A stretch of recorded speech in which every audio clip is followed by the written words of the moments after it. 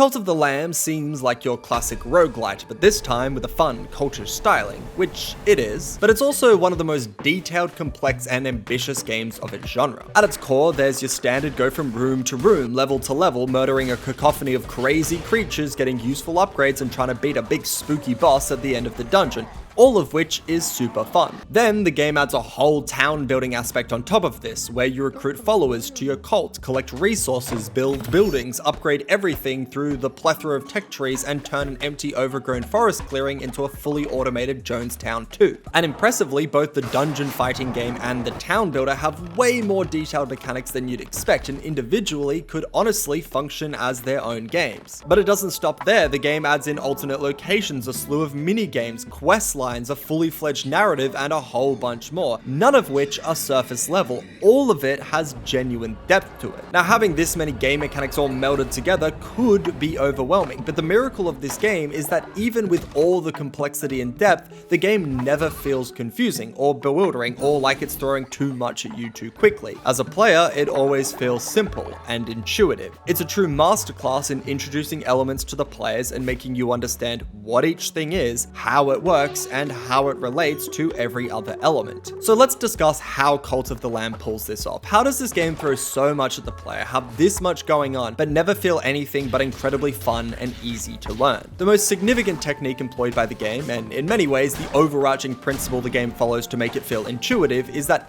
everything works exactly as you think it will. Let's kick off the analysis by looking at the absolute basics. In combat, there's a primary melee attack, a special attack, and a dodge. The dodge is a dodge. You roll and you're invincible during it. A doi. Your primary attack will vary depending on what weapon you have. If you have a dagger, it does less damage but attacks quickly. Meanwhile, a hammer is slower but more powerful. The game also displays these stats right on the screen every time you pick up a weapon, so it's very easy to learn the differences if you didn't already assume that's how they operated. The special skill is more powerful and is more diverse in its attacking capabilities. It can be a gooey bomb or some homing missiles or just a big sweeping sword attack, but its increased power means you can't use it as freely. You need to collect color matching red orbs to fill up your special meter, which can be gained from killing enemies or from chests when you complete rooms. All of this is classic game design, right? Just the fundamentals of gaming. It's the same mentality though the game employs when it comes to its town building gameplay. If I told you there were 2 resources which you can collect to build and upgrade your town, I think the majority of people could guess there'd be wood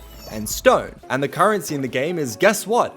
Gold, which, surprise, surprise, is used to buy things from stores. Now, I've used really basic examples here, and these are some of the first mechanics any player is going to interact with. What makes this so prominent, though, is that the game maintains this ideology across all of its different mechanics, of which there are many more than just simply dungeon diving and town building. But this is also maintained as the game progresses. The early game, the mid game, the late game, all of these work as you might think, both on a micro level, but also on a macro one. Small stuff like this cooking minigame abides by this idea as well. I bet everyone playing this for the first time knew precisely what to do. And if you're watching this for the first time, you know you need to click when the moving arrow is over the green section. And how do you think the game makes this more difficult when the food is more valuable? It makes the green section smaller. It's incredibly obvious in a good way. This even applies to entirely unique gameplay, as seen in Knucklebones, the game's quirky math-based dice rolling minigame that the kids can't stop talking about. I mean, it doesn't even have a tutorial, it just throws you into a game and is like, you'll probably figure this out. And yeah, it's very likely you'll catch on to how it works almost immediately and win that first game. So every time the game introduces a new mechanic, it wants the player to get what's going on, and in most cases they ensure the player has at least some familiarity with the mechanic by leaning on the primary pillars of game design. Cool. However, Cult of the Lamb also has a few base mechanics which aren't entirely typical, but in these scenarios they will always be mechanics taken directly from incredibly popular games, with the assumption being the player has experience with the mechanic from these other games. This can be seen everywhere, but the heart system is maybe the most noticeable. When dungeoning, there are 3 types of hearts. Red hearts, which are red hearts, and they work like red hearts. Then there's blue hearts, which are a one-time use. Once lost, they dissolve into the void forever. Then there's diseased hearts, which are the same as blue hearts, except they do damage to the enemies when you lose them. owie. This is the exact system from The Binding of Isaac, the most popular game of its genre, and a game that Cult of the Lamb is clearly heavily inspired by. This heart system works great though, and taking it directly, giving it a slight visual rework, and then adding it into your game is 100% fine. Taking the best mechanics from popular games of a genre and putting them into your game of the same genre is, if anything, smart game design. What's most intelligent about this though is that it's transposed perfectly. The color of the hearts are almost identical. The way they work is the same. So anyone who's played The Binding of Isaac, which is likely going to be most people playing Cult of the Lamb, will know this mechanic. And we see this all over the place. This hold the hook over the moving bar variant of fishing minigame is a classic of the genre now, but many will have experience with it from Stardew Valley. So at this point, anyone who's played games in these genres should fully understand how the game operates and can probably very accurately assume how it will continue to unfold. With this said, it could still easily overwhelm the player if they don't effectively and specifically introduce these mechanics. So the game puts on its magician's gloves and pulls the classic slowly implementing one mechanic at a time trick. Of course, basically every game does this, but Cult of the Lamb does this much better than most. After getting indoctrinated into the narrative and the theme of the game, you start in a dungeon, where you can get accustomed to clearing rooms, letting you focus on dodging and attacking with just your primary melee weapon, no special skill just yet. Then it sends you to the town where it asks you to deal with just one follower and asks you to make just one building. Then it shows you just one of the perk trees and so on. This process is incredibly deliberate and goes on for a really long time. 10, 20, maybe even 30 hours into the game, you still might be unlocking new mechanics. But this works so well because it's on the back of incredibly intuitive design. 5 or so hours in, when the game says, hey, you can send one of your followers on a mission to gather resources. It makes sense that higher level followers have a better chance at succeeding on their quest. And it makes sense trying to acquire rarer, more valuable resources takes longer and has a greater chance to fail. So when you first encounter this mechanic, you more or less have a complete understanding of it instantly. So these are the 3 key principles the game follows to make it feel intuitive for the player and makes learning all the various mechanics so easy. 1. Make everything work the way people think it will. 2. Use game mechanics from incredibly popular games. And 3. Slowly and deliberately introduce new mechanics. Great, but nothing I've talked about seems complex. In fact, everything I've mentioned is merely the baseline of the mechanic, and I've only really talked about the simplest, most common mechanics. So let's actually talk about this game's complexity. Firstly, every single aspect of the game has that extra level of depth. There's always an extra layer ready to be unpacked, and in a lot of cases there's 2 or 3 more layers. Like a lasagna, but not a single layer lasagna, a lasagna with at least 2 layers, or in some cases a 3 or 4 layer lasagna. And I didn't mention this before because I didn't know if the world was ready to hear it, but on occasion the mechanics are like a 5-layer lasagna, or when it's feeling particularly scandalous and succulent, even a 6-layer lasagna. And mamma mia, that's a lot of lasagna. Now, there are a ton of examples I could give, but let's zone in on one particular mechanic.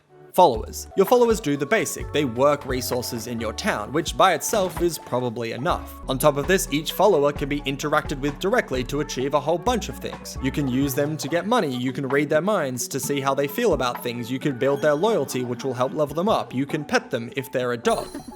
Nice. They also have traits, which can make them harder to level or mean they work faster. On top of this, you can also give them drippy bling with specific bonuses which act like a trait chosen by you, which is to say nothing of the cult-wide traits you can unlock for them as you upgrade your totally chill religion's doctrine. Cosmetically, there's also a wide range of looks they can have, from what animal they are to what color they are to a couple of variations on top of that, which you can entirely customize, even being able to name them whatever you want, even naughty words like poop. And this isn't even close to everything. I didn't mention the loyalty system, or sermons, or rituals, or how they can get sick, how they need to eat, how they can become disloyal and will sow dissidence in your cult, which still isn't everything. And this is far from the most complex mechanic, it just shows how much depth the game has. But what makes this great and not a total overload is that everything I've mentioned works how you think it does, and the game does a really good job of slowly unveiling these mechanics to the player. They're not all dumped on you at once. This depth is amazing and makes the game so good, but it's all built off incredibly sturdy and recognizable foundations. This might make you mistakenly think that the game lacks creativity or originality. However, this is far from the truth. Ensuring the player always has a good grasp on the core mechanics means the game can be more innovative and imaginative with its advanced mechanics without losing the player. The primary weapons available and the associated combat system is a clear example of this. There are only 5 base weapons, which on the surface doesn't seem seem like a lot. There's dagger, sword, axe, and hammer. These first 4 have a few quirks to them, but basically sit somewhere on the damage versus attack speed spectrum. Simple enough. Then there's gauntlet, which does more damage as the combo continues, something a little fresh. Now, while you can use gauntlet like a standard weapon, getting 1 or 2 weak hits off before dodging away, maybe risking and staying close to deliver the full 3-hit combo, getting this close, taking this amount of time to attack can often lead you vulnerable to being hit yourself, something you really want to avoid because health is so precious. So a great strategy can be to start the combo from a safe range away from the enemies and use the natural forward momentum of double fisting the air to move towards them,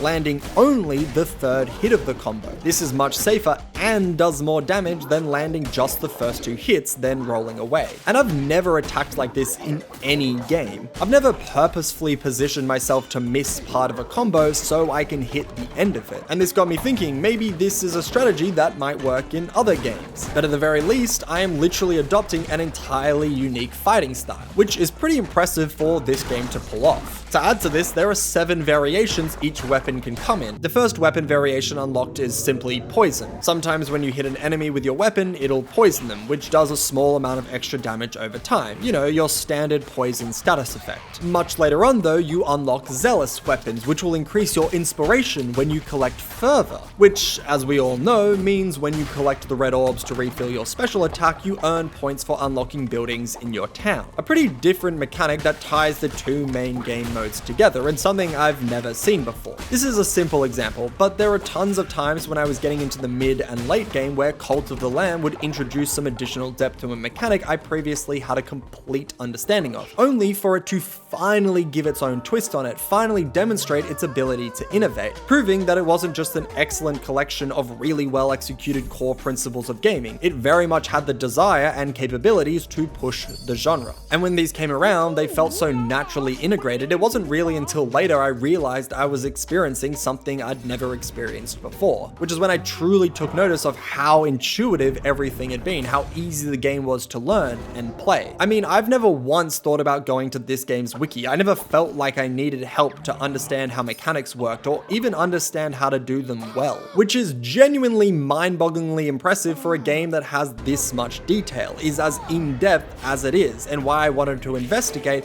how Cult of the Lamb makes complexity simple. And that's the video. If you're looking for a cool and accredited cult to call your own, then subscribe to the channel and check out my other videos to begin your self-directed indoctrination. Thanks for watching, and as always, I will see you in the next one. Bye!